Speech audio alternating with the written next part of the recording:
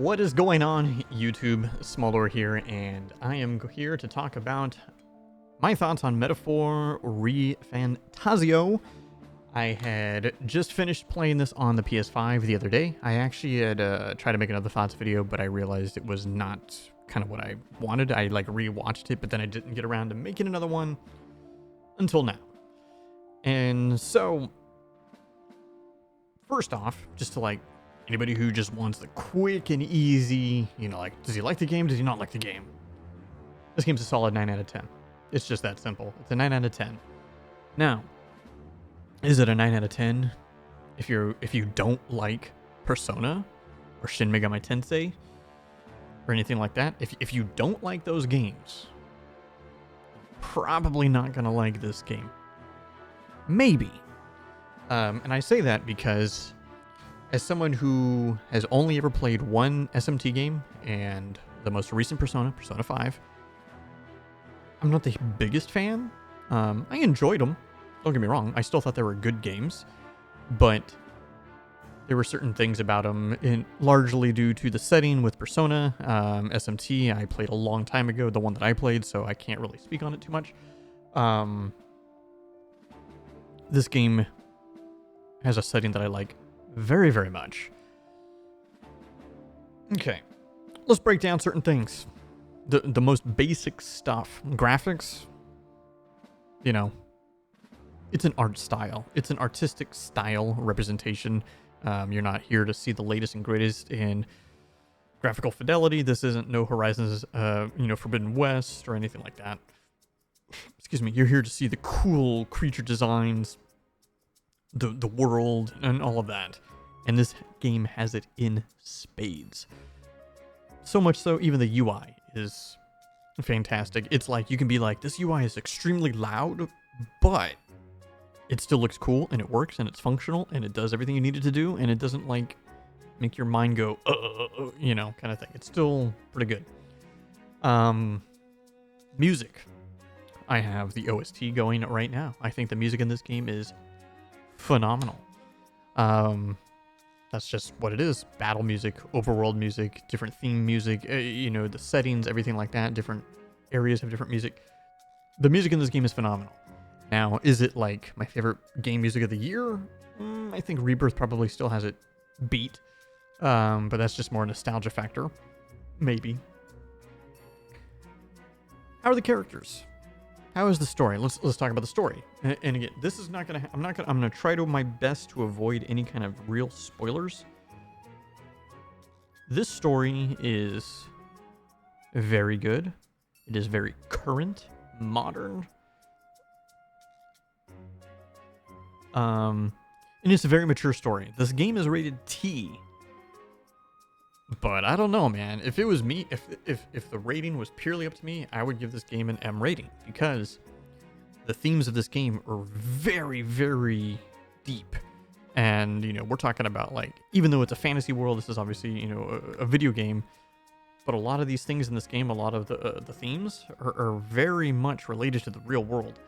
And on top of that, there's also a fair amount of blood.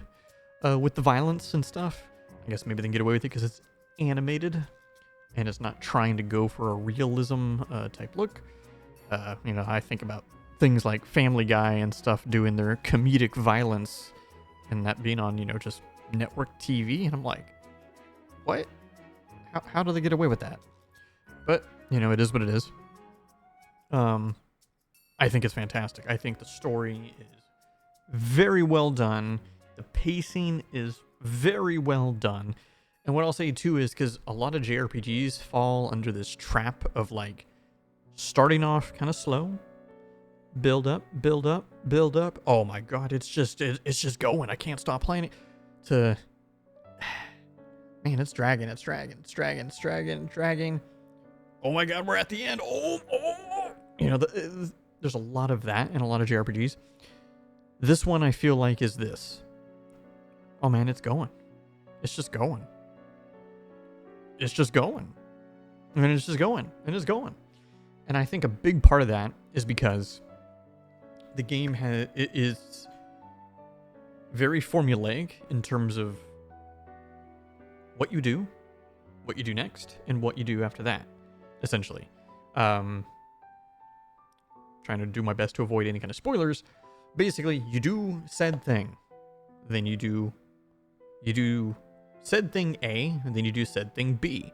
Now you do different thing, but still like said thing A, but just different, and then same thing with B. Like you do A1, B1, then A2, B2, and it just kind of follows that almost the whole game. There is a point where it does kind of change a little bit, specifically towards the end-ish of the game, I will say. But I think that's kind of fair, considering stuff that happens in the game. I think it's completely fine. But yeah, I think the story is absolutely fantastic. The characters are fantastic. There's not a single character in this game that I did not like, that I did not enjoy. And I'm going to say something, this is a me thing, and this is true for many, many games for me. The main character is my least favorite character, and that is true in this game. But it's not because he's bad, or whatever, it's just, to me, it's the least interesting character. He has the least amount of lines, has the least amount of dialogue, the least, I don't know.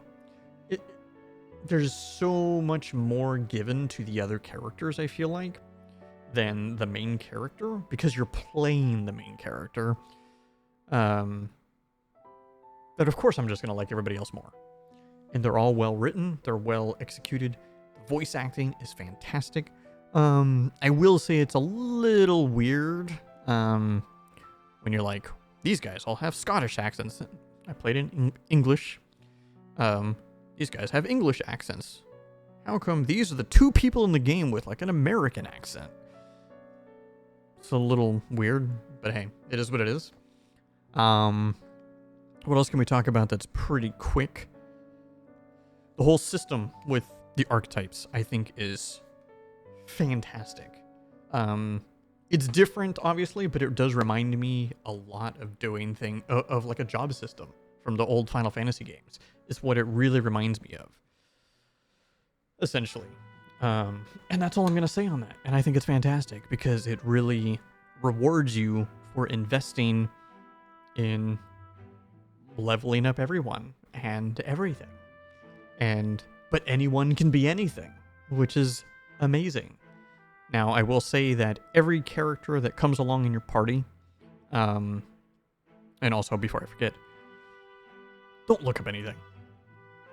Because you might be one, man, who's going to join my party? Don't look it up. But every character kind of has a particular type of class-ish, we'll just say that they kind of lean into, because their stats when they level up are, I don't know if it's completely RNG, but you can't choose where they go. With the main character, so every time a character levels up, they gain 2 stats. They gain, 1 point and 2 different stats. The main character gets 1 point randomly, and then you can choose one. So you can kind of build the main character kind of like how you want. But the other characters are all going to lean towards a certain way. It's just kind of to like try to get them to, they're going to be favored to be played a certain way. But you can make the super strength heavy character, you can make him a healer or a caster if you want. Nope, sure, no problem. Or vice versa. You do whatever you want. And that's amazing. The gameplay. This is, I think, this is what a lot of people are, really thinking about. It's very similar to Persona. It is a turn-based game that uses the weakness system, meaning like every creature, some have no weakness, but a lot of things have a weakness, and if you attack a particular enemy with what they're weak against, it only uses half a turn, right? So then you can prolong your turns and then kind of like keep comboing off of that, and then, if you're good at being able to identify these things and use them and you have the right skills, maybe you can go like 6-7 times and then you can just wipe out an enemy from 100 to 0 before they even have a chance to go. Keep in mind though, they can do the same thing to you. So there's that. All of your characters, depending on what class you are, you have changes what your weaknesses are. So you have to pay attention to that as well. I should have said this earlier in the video, but I played on hard difficulty, which is the hardest difficulty you can play on before you've beaten the game. Once you've beaten the game, you can do New Game Plus, which is Regicide difficulty. I have not done that, and I honestly have no intentions of doing it. But, yeah.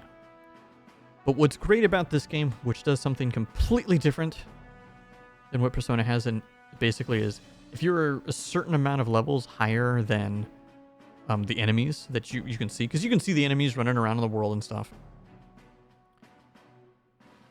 you can just kill them in the overworld in real-time combat, real-time action combat, and just kill them outright. It saves so much time. You can grind this way so fast if you want to. Enemies reset every time you leave an area and come back to an area. And I'm not talking leaving the dungeon, the day ends, you know, re-enter the dungeon. I'm just talking like if you go up some stairs, down some stairs, go to safe zone, out of the safe zone, whatever. The enemies will respawn. And like I said, if you're high enough levels above them, you can kill them in the overworld and you still get XP, gold, etc. Items will drop. Fantastic. I think it was just truly a fantastic thing. I have no idea, honestly, what kind of music is playing, by the way. It's from the soundtrack. I have no idea. There's vocals or what it is. I'm just going.